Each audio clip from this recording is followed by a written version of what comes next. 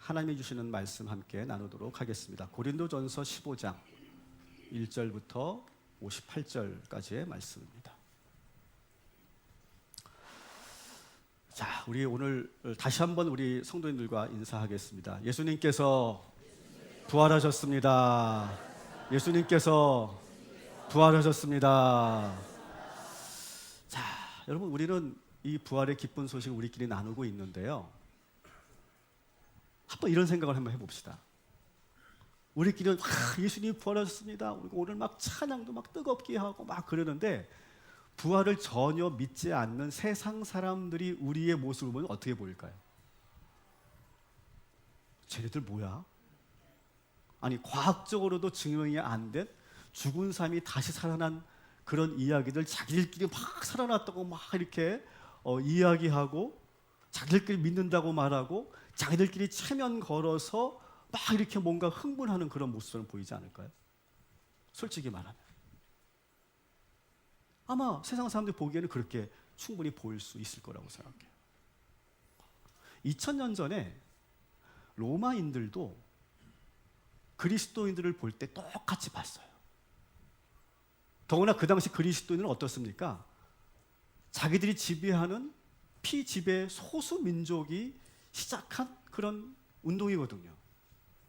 근데 자기들끼리 모여서 막 예수님 부활했습니다. 예수님 부활했습니다. 막 그러고 막 박수면서 막 찬양하고 막 오늘처럼 막 기도하고 막 기뻐하고 막 그런단 말이죠.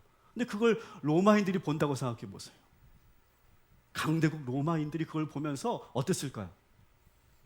비웃었을 거예요. 조롱했을 거란 말이죠. 근데 여러분, 놀라운 게 처음에 그렇게 그 로마인들이 조롱하고 비웃던 이 로마인들이 하나 둘 예수 그리스도의 부활을 믿기 시작합니다. 한 명, 두 명만 믿은 게 아니에요. 서서히 그 믿는 사람의 숫자가 늘어나고 증가하더니 아예 이 로마가 무슨 나라가 됐어요? 기독교 국가가 됐어요. 전 로마 백성들이 예수 그리스도의 부활을 믿는 나라가 됐다고요. 처음에 그렇게 조롱하고 비웃던 그 사람들이, 그 강대국이, 그 당시 최고의 나라가 예수 부활을 믿는 나라가 되었어요. 거기서 끝나지 않고 모든 유럽 전역으로 이 부활의 소식이 전달됩니다. 처음부터 그 부활의 소식이 받아들여지지 않았을 거예요. 믿지 않았을 거예요. 그 말을 듣고 다 비웃었을 거예요. 그런데 점점점 확산되어서 그것이 이탈리아를 넘어서서 영국과 프랑스를 넘어서서 모든 유럽 국가들이 다 부활을 믿는 나라가 되어버렸어요. 놀라운 일이 아닙니까, 여러분? 보지 않았어요. 부활했다는 소식은 들었지만 직접 본 사람은 거기 몇 명 되지 않습니다. 근데 어떻게 이런 일이 일어날까요? 여러분, 우리나라 대한민국은 어떻습니까? 선교 초기에 조선인들에게 이 선교사들이 예수 부활을 전했어요. 그런데 이상하게 우리 조선 사람들은요, 이 예수 부활을 듣고 이상하게 믿기 시작했다는 거예요. 그 부활의 교리를 받아들이기 시작했습니다. 그래서 전국에 교회가 세워지고 그리고 큰 부흥이 일어났죠.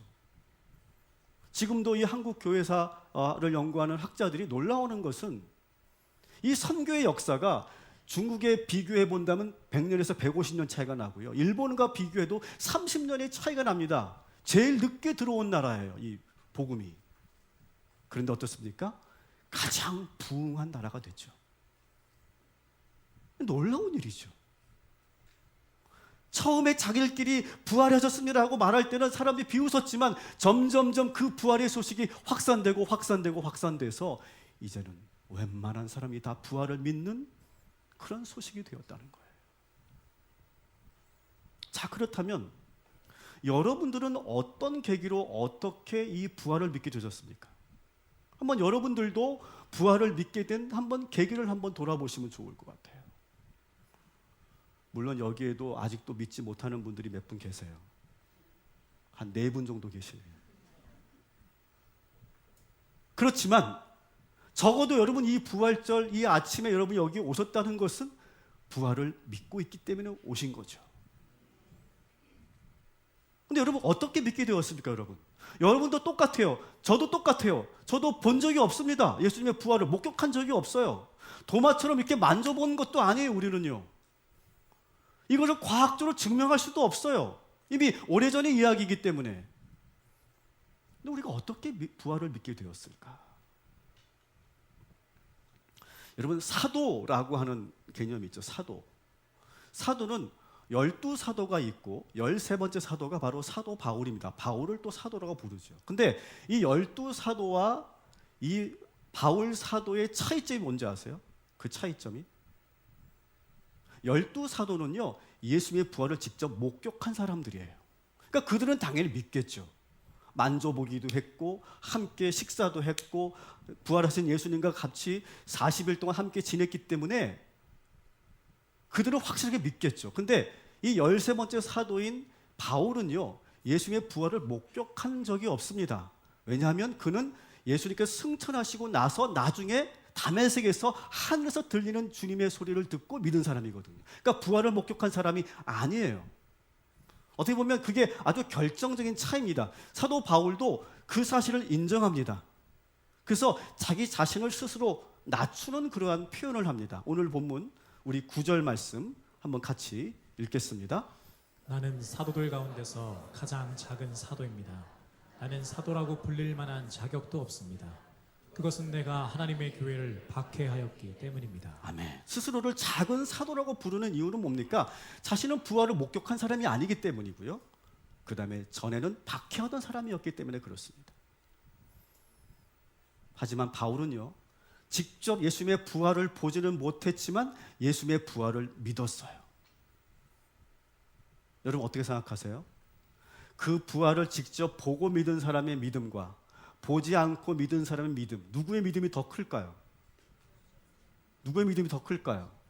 예수님께서 도마에게 당신의 손을 만져보라고 하시면서 도마에게 하셨던 말씀이 있습니다. 요한복음 20장 29절 같이 읽겠습니다. 예수께서 이르시되 너는 나를 본고로 믿느냐? 보지 못하고 믿는 자들은 복되도다 하시니라. 아멘. 사도 바울은요 직접 본 것은 아니에요. 그렇지만 어떻게 알게 됐습니까? 그 본 사도들의 증언을 들었어요. 그 증언을 듣고 믿었어요. 사도 바울은요. 그리고 자기가 들은 그 부활의 소식을 또 지금 우리들에게 오늘 고린도전서 15장에 우리들에게 그 복음의 부활의 증거를 지금 우리들에게 전하고 있어요. 자, 자기가 전에 들은 부활의 소식을 이렇게 저희들에게 증거하고 있습니다. 15장 3절부터 5절까지 표준세 번역으로 또 읽겠습니다. 내가 전에 받은 중요한 것을 여러분에게 전해드렸습니다. 그것은 곧 그리스도께서 성경대로 우리 죄를 위하여 죽으셨다는 것과 무덤에 묻히셨다는 것과 성경대로 사흘째 되는 날에 살아나셨다는 것과 게바에게 나타나시고 다음에 12제자에게 나타나셨다고 하는 것입니다. 아멘. 자, 사도 바울은 이거를 지금 인용하고 있을 뿐이에요. 자기가 본 게 아니니까 전에 들은 걸 그대로 부활의 그 스토리를 인용하고 있는 거예요. 근데 이것이 사도 바울은 듣고 믿었다는 거예요. 여러분 믿음이라는 것이요 그런 거예요. 어느 순간 그것이 믿어집니다. 갑자기 그것이 믿어지기 시작해요. 보지 않았고 만져보지 않았지만 그 증언을 듣고 그 말씀을 보고 믿어지는 날이 오는 거예요. 아마 여러분들도 다 그런 경험이 있으실 거예요. 자, 한번 제가 예를 들어 볼게요. 여러분, 이순신 장군이 12척의 배를 가지고 외선 330척의 그 배와 싸워서 이겼습니다. 이거 뭐죠? 소위 명량해전이죠. 그죠? 여러분, 이 명량해전을 못 믿으시는 분 손 들어보세요. 못 믿으시는 분. 나 본 적이 없잖아요. 우리가 거기 싸움에 참전해 본 적이 없는데 어떻게 믿습니까? 뭘 보고 믿죠? 역사 기록을 보고 믿는 거죠. 많은 증언들의 그 이야기를 보고 믿는 거죠. 듣고 믿는 거죠. 그리고 이순신 장군의 그 지략과 그 성품을 우리가 알기 때문에 믿는 거예요. 여러분, 그렇기 때문에 역사 기록을 보고 그것이 역사적 사실이라고 믿는 것은 여러분 이상한 게 아니에요, 여러분. 여러분, 우리가 예수 부활을 이 말씀을 보고 우리가 믿는 것은요 잘못된 거거나 이상한 게 아니에요. 부활에 대한 말씀을 믿는 것 역시 당연한 것이고 자연스러운 것이죠. 성경 말씀에 그렇다면 어떻게 기록되어 있습니까?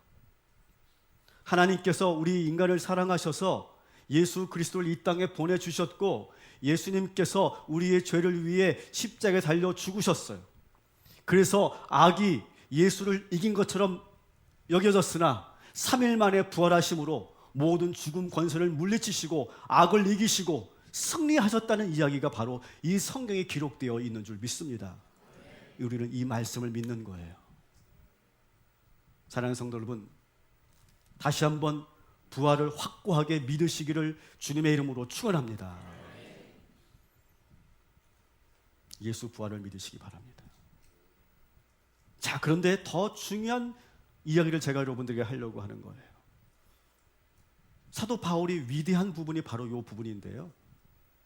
사도 바울은 그저 예수의 부활만을 믿으라고 말하지 않습니다. 이 고린도전서 15장은요 아주 중요한 이야기를 하고 있습니다. 따라합시다. 예수가 부활한 것처럼 우리도 부활할 것이다. 이것이 주제예요. 우리가 예수님의 부활을 믿는다는 것은 단순히 어떤 역사적 사실을 믿는 것이 아니에요. 예수님처럼 우리도 부활한다라고 하는 걸 믿는 걸 말하는 거예요. 이거를 우리가 믿어야 돼요. 자, 15장 12절, 20절, 21절 우리 한번 같이 읽겠습니다. 그리스도께서 죽은 사람 가운데서 살아나셨다고 우리가 전파하는데 어찌하여 여러분 가운데 어떤 이들은 죽은 사람들의 부활이 없다고 말합니까? 그러나 이제 그리스도께서는 죽은 사람들 가운데서 살아나셔서 잠든 사람들의 첫 열매가 되셨습니다.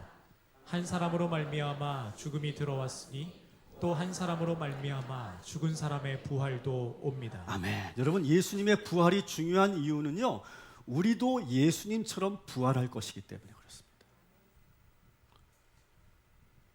따라합시다. 예수님만 부활하시는 것이 아니라 우리도 부활할 것입니다. 우리는 예수 그리스도의 부활을 믿고 우리의 몸도 부활할 것을 믿습니다. 여러분, 믿으시면 다시 한번 아멘 하시기 바랍니다. 이것을 소위 뭐라고 하냐면 부활신앙이라고 하는 거예요. 부활신앙. 우리는 이 부활절에 예수 부활만 여러분 믿는 게 아니에요. 예수님이 2000년 전에 부활하셨구나. 우리가 그것을 믿고 그것을 기념하는 날이 아니라 우리가 오늘 예배 드리고 우리가 오늘 고백해야 되는 것은 예수님처럼 우리도 부활하는 줄 믿으시기 바랍니다. 이걸 믿으라는 거예요. 사도 바울은요. 이걸 믿으라.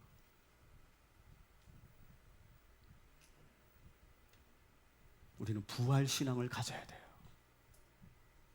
그리스도인은요 죽으면 모든 것이 끝난다고 보지 않습니다.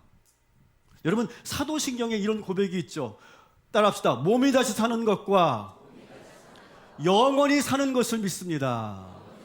이거 우리가 항상 고백하는 신앙 고백이죠. 사도신경에 나오는 몸이 다시 사는 것과 영원히 사는 것을 믿는 것이 우리 그리스도인이에요. 자, 그렇다면 여러분에게 질문해 볼게요. 그러면 다시 사는 건 알겠는데 믿는 사람들만 부활하는 걸까요? 믿지 않는 사람들도 부활하는 걸까요? 에? 정확하게. 왜 저를 뭡니까? 믿는 사람만 부활합니까? 믿지 않는 사람도 부활하는 겁니까? 에? 정확하게 좀 말씀 좀 해보세요. 자, 말씀을 봅시다.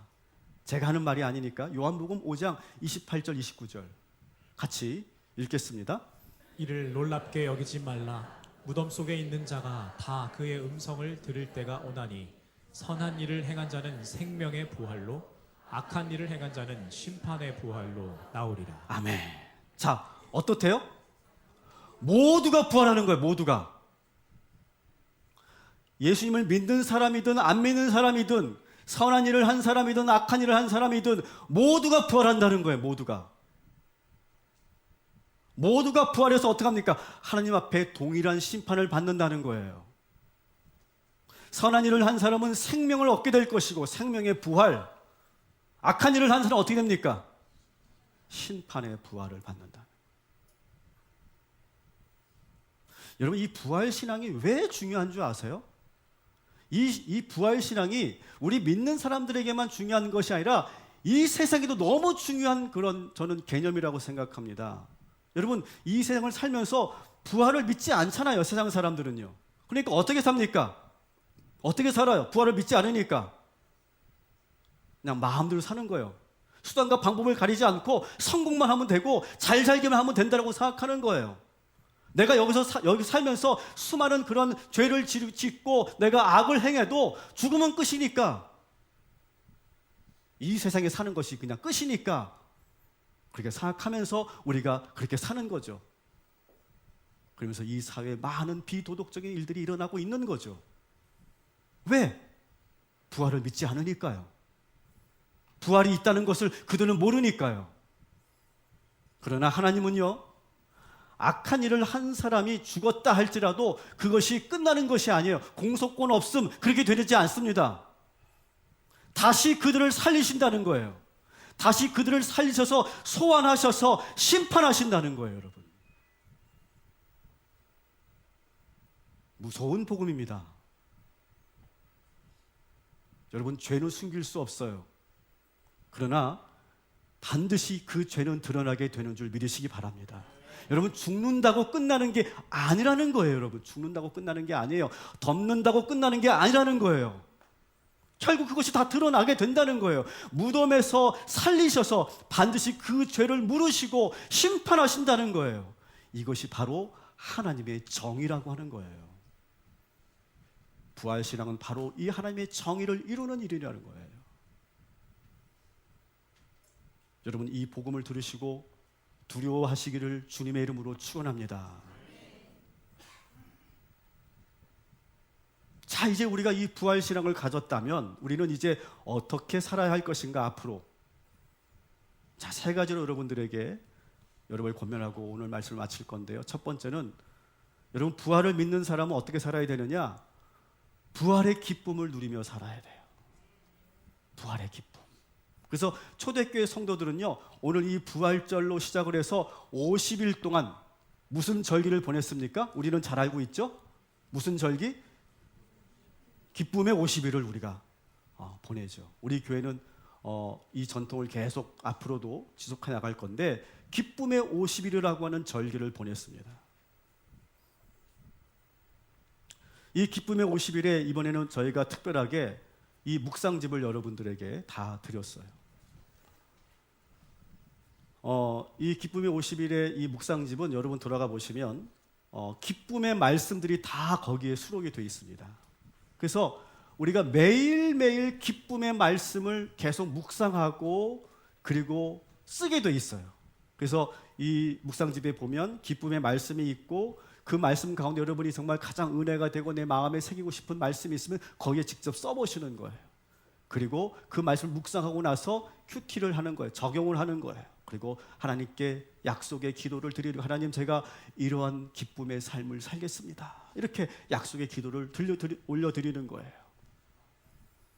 그리고 이 묵상집을 잘 보시면 QR코드도 이렇게 있는데, 이 QR코드 여러분 찍으시면 오늘의 그 기쁨의 찬송을 여러분이 들을 수 있어요. 같이 부를 수도 있어요. QR코드를 여러분 사용하시면 좋겠고요.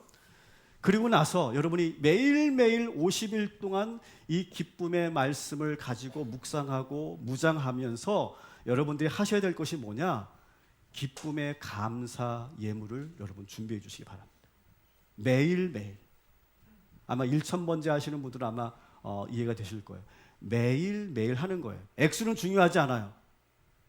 여러분들의 감동대로 하시면 되고 여러분의 형편대로 하시면 됩니다. 100원씩 하셔도 좋고 500원씩 하셔도 좋고 5,000원, 만원, 이건 여러분의 감동대로 형편에 따라 하시면 됩니다.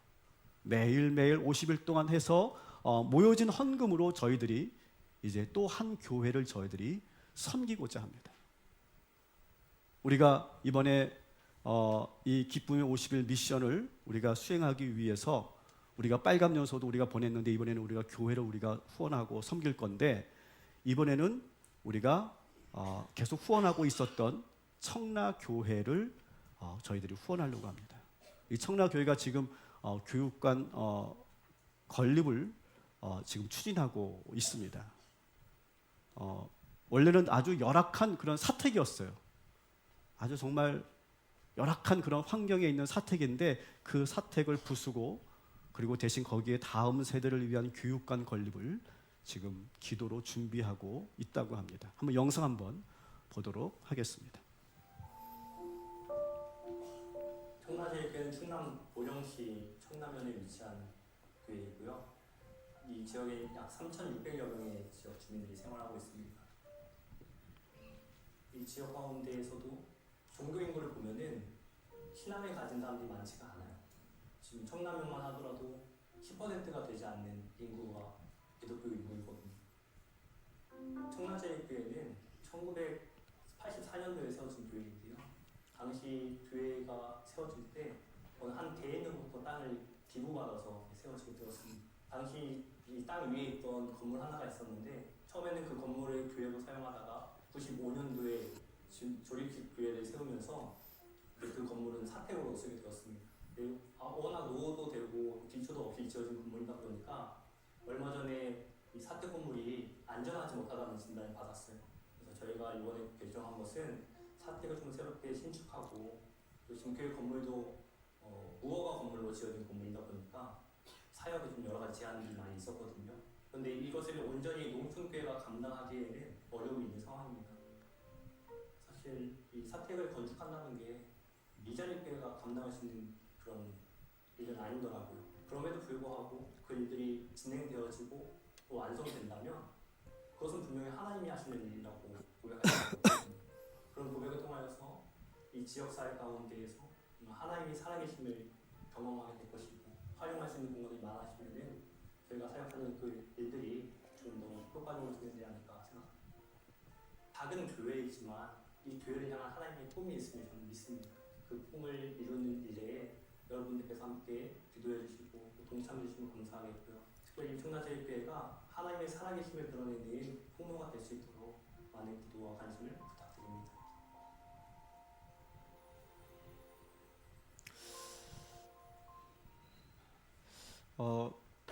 김찬주 목사님이시거든요. 지금 담임하고 계시는 목사님이. 근데 김찬주 목사님 페이스북을 제가 이렇게 들어가 봤어요. 들어가 봤더니 사택에 대한 이야기가 나오더라고요. 이 사택에서 어린 아기들하고 이제 사모님하고 같이 이제 생활을 하는데 지네가 이렇게 많이 나온다는 거예요. 지네가. 그래서 아기들이 막 그 지네에 물리기도 하고, 그리고 겨울이 되면 너무너무 추워서 난로를 틀어놓고 아기들을 싱크대에서 씻기다가 이렇게 화상을 입기도 하고, 그리고 바람이 세차게 불면 벽체가 막 이렇게 흔들린대요. 그래서 큰 사고가 나지 않을까 해가지고 잠을 이루지 못하는 날이 한두 번이 아니었고, 그래서 지금 이 일을 할 수밖에 없는 그런 상황이 된 거예요. 근데 저는 그 이야기를 들으면서 가슴이 되게 아프더라고요. 왜냐하면 저도 그 사택에서 23년 전에 살았었기 때문에. 저도 23년 전에 제가 전도사 시절 때 그 똑같은 사택에서 제가 살았어요. 지금은 지네가 많다고 하는데 제가 살 때는 쥐가 많았어요. 쥐가 막 자기 집 것처럼 거실을 막 왔다 갔다 했었어요. 그래서 거실 한복판에 쥐덫을 놓을 정도로. 그리고 이제 겨울에 정말 너무 추우니까 안방에서만 지내는 거예요, 네 식구가. 그래서 지금도 생각나는 우리 큰아들이 그때 2살 정도 됐는데 볼이 빨갛게 얼었었어요.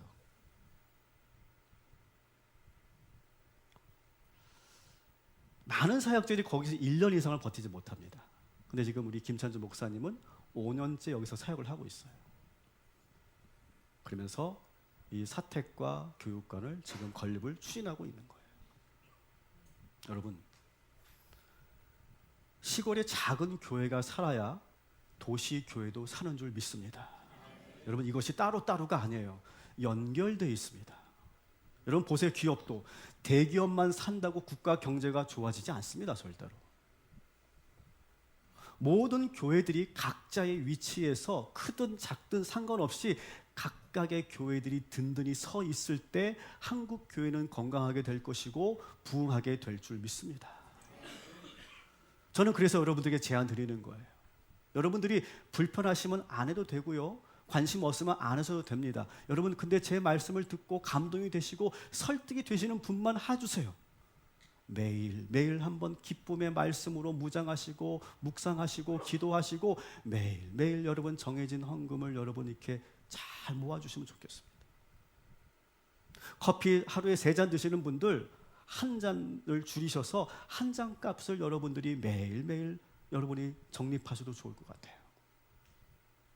그래서 우리의 이 부활의 기쁨이 이제는 이 청라교회에 흘러갈 수 있도록 여러분 그렇게 동참해 주시기를 부탁드립니다. 제가 올해 말씀드렸죠. 우리 동탄 꿈의 교회는 공적 교회로 간다. 공적 교회. 우리끼리만 모이고 우리만 잘 살고 우리만 부흥하는 교회가 아니라 개교회가 아니라 우리가 공적인 신앙으로 퍼블릭한 신앙으로 함께하는 신앙으로 간다. 각자 도생의 시대에서 우리가 함께 같이 상생하는 그러한 방향으로 가는 것이 우리 교회가 갈 일이다. 그래서 저 멀리 아프리카에도 저희들이 80여 마리의 빨간 염소를 보냈듯이 우리가 이 작은 교회들, 비전 교회들, 농어촌 교회들에게도 계속 흘려보내는 일, 이것이 우리 교회가 해야 될 일인 줄 믿습니다. 우리 교회가 대형 교회는 아니지만 넉넉히 우리가 마음만 있고 뜻이 있으면 하게 될 줄 믿습니다. 사실 저에게 많은 선교 후원 편지들이 옵니다. 그리고 많은 소식이 들려요. 지금도 제 마음 한 구석에 제가 이렇게 아직 실행하고 있지 않지만 마음속에 계속 담아두고 있는 교회가 있어요. 정말 그 목사님이 강원도에서 목회하시는데 정말 간곡하게 저한테 선교 편지를 보내셨더라고요. 정말 30년 넘은 그 완전히 썩어 있는, 완전히 정말 사람이 살 수 없는 그런 사택을 보수하려고 이번에 계획하고 있는데 라고 하면서 그 정말 많은 사연을 이렇게 적어주셨는데 제 마음이 아리더라고요. 근데 저희도 가야 할 길이 많고 해야 될 일들이 많기 때문에 이렇게 제가 이렇게 미뤄두고 있는 것들이 참 많이 있는데, 여러분 우리 교회가 할 수만 있다면 힘써서 흘려보내는 그런 교회가 될 수 있도록 여러분 기도해 주시기를 부탁을 드립니다. 사랑하는 성도 여러분, 50일 동안 여러분 기뻐하시기 바랍니다. 다시 말씀드립니다. 여러분 기뻐하시기 바랍니다. 그리고 그 기쁨을 나누시기 바랍니다. 나누는 기쁨을 누리시기 바랍니다. 따라합시다. 기쁨을 나눕시다. 나누는 기쁨을 누립시다. 여러분 그렇게 살아가는 것을 우리 주님이 좋아하실 줄 믿습니다. 자, 두 번째 우리가 해야 될 것은 뭐냐? 여러분 교회라고 하는 것은 어떤 곳입니까? 부활을 믿는 사람들이 모여있는 공동체예요. 부활을 믿는 사람들이 모여있는 공동체인데 그 공동체가 뭘 해야 되는 걸까요? 우리끼리 부활했다라고 하는 그것을 좋아하는 것으로 끝나는 것이 아니라 그 부활을 온 세상에 전하는 거예요. 온 세상에. 그래서 오늘 예배를 마치고 우리가 부활절 호수공원 걷기 대회를 하는 거예요. 여러분 셀별로 호수공원에 모여서 우리 시민들에게 부활의 기쁨을 전해주시기 바랍니다. 부활의 계란도 나눠주시고 어린이에게 풍선도 나눠주시기 바랍니다. 반려견들에게 간식도 여러분 나눠주시기 바랍니다. 그러면서 여러분 교회 나오란 말 하지 마세요. 우리 동탄 꿈의 교회예요 이렇게 하지 마세요. 예수님의 부활만 전하세요. 부활만 증거하시면 우리가 해야 될 일을 다 하는 거예요. 그러면서 이 좋은 날씨에 우리 세련들과 함께 기쁨의 교제를 나누시고 돌아오는 일, 그것을 우리 주님께서 기뻐하여 주실 줄 믿습니다. 세 번째로 우리가 이 부활절 이후에 어떻게 살아야 되느냐? 여러분 이 예수님의 제자들과 초대교회 성도들이 그 모진 핍박에도 두려워하지 않고 믿음을 지키고 목숨을 걸고 복음을 전할 수 있었던 것은 뭡니까?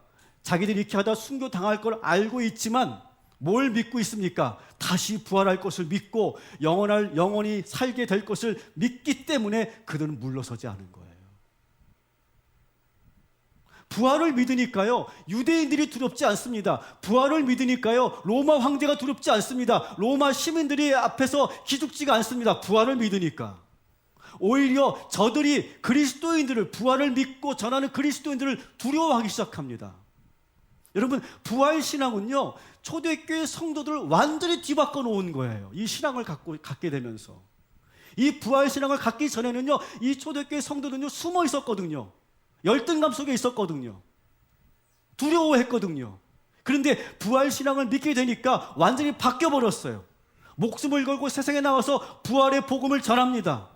부활 신앙을 믿으니까 두렵지 않고 자신감이 생기고 그리고 자존감이 올라가는 거예요. 우리는 이대로 죽지 않는다. 우리는 이대로 끝나지 않는다. 우리의 몸은 다시 살 것이고 영원히 살 것이다. 이 믿음이 확 들어오는 순간 이 초대교회 성도들이 완전히 달라지는 거예요. 사랑하는 성도 여러분, 부활을 믿으면 여러분의 인생은 이대로 끝나지 않게 될 줄 믿습니다. 부활을 믿으면 여러분의 인생에 부활의 기적이 나타나게 될 줄 믿습니다. 역전이 있게 될 줄 믿습니다. 반전이 있게 될 줄 믿습니다. 승리가 있을 줄 믿습니다. 아무것도 두려워하지 마시기를 주님의 이름으로 축원합니다. 그래서 사도 바울은 이 15장 55절 56절에 이렇게 선언하고 있죠. 우리 한번 같이 선포하듯이 함께 같이 읽겠습니다. 사망아, 너희 승리가 어디 있느냐? 사망아, 내가 쏘는 것이 어디 있느냐? 사망이 쏘는 것은 죄요, 죄의 권능은 율법이라. 아멘. 무슨 말입니까? 사망아, 너희가 승리한 것 같지? 웃기지 마. 너희가 독침으로 우리를 찌른다 해도 우리는 죽지 않는다. 쏠 테면 쏴봐라. 이렇게 도발하고 있는 거예요, 사도 바울이. 이렇게 당당하게 맞서 싸우는 담대함이 부활신앙에 갖고 있는 성도들에게 확 들어온 거예요. 사도 바울은 예수의 부활을 우리들에게 증거하면서 또한 우리들이 부활할 것을 증거하면서 마지막으로 이렇게 권면하면서 오늘 이 15장 말씀을 마치고 있습니다. 57절부터 58절까지 같이 또 읽겠습니다. 우리 주 예수 그리스도로 말미암아 우리에게 승리를 주시는 하나님께 감사하노니 그러므로 내 사랑하는 형제들아 견실하며 흔들리지 말고 항상 주의 일에 더욱 힘쓰는 자들이 되라. 이는 너희 수고가 주 안에서 헛되지 않은 줄 알미라. 아멘. 사랑하는 성도 여러분, 우리는 부활의 능력을 오늘 이 시간 소유하게 된 줄 믿으시기 바랍니다. 굳게 서서 흔들리지 마시고 항상 주의 일에 힘쓰시기를 주님의 이름으로 축원합니다. 우리 이웃들과 작은 교회들과 우리 선교지를 섬기는 일에 힘쓰시기를 주님의 이름으로 축원합니다. 여러분의 그 수고와 여러분의 그 헌신은 절대로 헛되지 않을 것입니다. 이 세상에 하나님 나라가 임할 것이고 그렇게 수고하고 헌신하는 여러분들의 삶은 더욱더 풍성해지고 더욱더 복된 삶으로 주님께서 인도하여 주실 줄 믿습니다. 부활의 신앙을 가집시다.